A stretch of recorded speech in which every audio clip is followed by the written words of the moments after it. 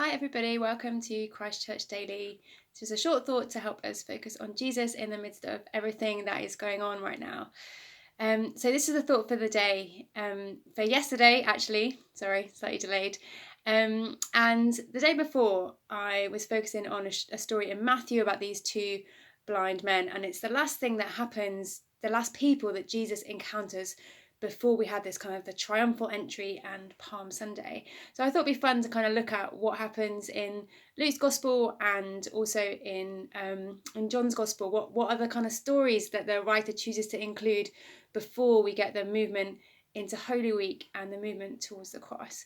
So the last story in Luke's Gospel that he includes is this story about Zacchaeus, and it's a really fun story. It's got lots of stuff in it that is easy for kids to remember, and it was actually quite a provocative encounter, and it's exactly the kind of encounter that Jesus has that will get him killed in a few days' time. So in Sarah's children's Bible, the story about Zacchaeus is called The Man Who Didn't Have Any Friends, and in brackets it says none.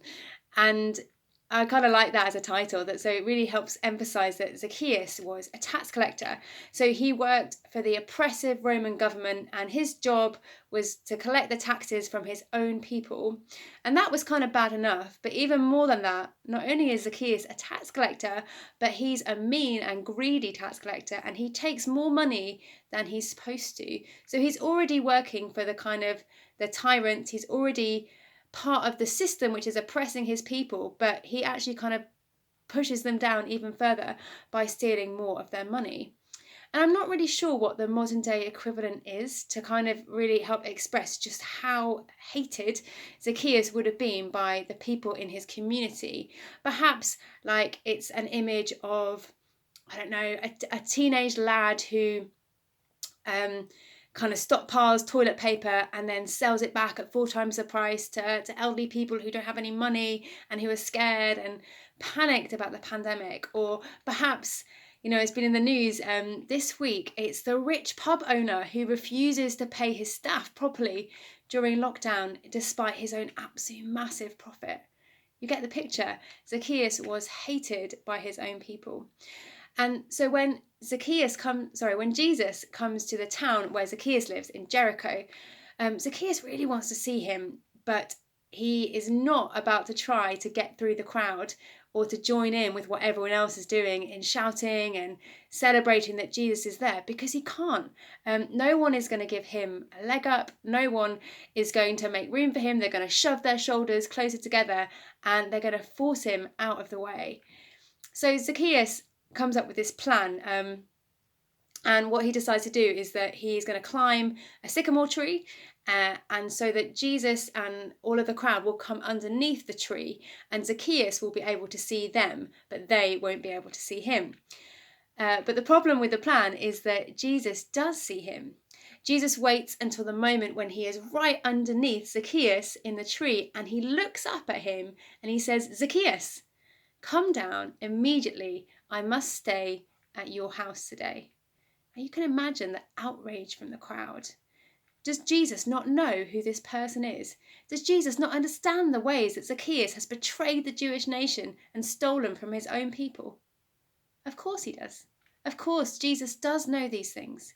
If he knows Zacchaeus' name and he knows exactly where he's hiding in the tree, then he knows who he is and he knows what he's done. And it's not that the things that Zacchaeus has done don't matter to Jesus. I want to be really careful here, because it's not that Jesus doesn't care that Zacchaeus has done these awful things. He has oppressed people and hurt them and driven them potentially into poverty. But Jesus isn't about to offer Zacchaeus a congratulatory slap on the back and say, "Wow, well done." But in this moment, Jesus is able to see something in Zacchaeus that the crowd can't see. Jesus sees that Zacchaeus, like every other member of that crowd, is a son of Abraham. However ugly Zacchaeus' life has become, and let's face it, it's pretty ugly, he is still God's creation. He is still God's child. And so Jesus invites himself for tea. And in doing so, he ushers in transformation. In treating Zacchaeus with love and dignity, even though he doesn't deserve it. Jesus brings about a radical change in Zacchaeus' heart and behaviour. Zacchaeus gives up his wealth. He makes restitution for those that he has scammed, and he demonstrates extravagant generosity in place of his selfish money-making ways. He says, if I have cheated anyone, I will pay them back 4 times what I owe them. Now, in our society today, right now, all around us, we see some pretty atrocious behaviour. The newspaper headlines sometimes are really shocking. Young people spitting at elderly men and women, the abuse of NHS staff, selfishness in stockpiling whilst others go from shop to shop trying to find baby milk or nappies. Rich business tycoons hoarding their own wealth whilst their employees are thrown into dependence on benefits and food banks. And I'm not saying that any of that stuff is okay. It's not okay. In a few days' time, we're going to remember the cross. We're going to remember that Jesus died for this stuff. He died for the sins of the world. But actually, in this moment with Zacchaeus, Jesus withholds his judgment. He is the only one who can judge. He is the only one who has lived this perfectly pure and holy life without ever doing anything wrong. But he withholds judgment and he opts instead for love. It's uncomfortable for us to think about it, to think that these men and women should be loved, or that they could change. But that is the uncomfortable message of Zacchaeus today. Change is possible. Jesus is indiscriminate in the way that he loves. He is a God of justice, and he promises that one day there will be judgment, and one day everyone will be held to account for what they have done. But he also promises that he has come to seek and save the lost. I heard this great sermon about this where the guy said that there is a judgment day, but every other day in the run-up to it is second chance day.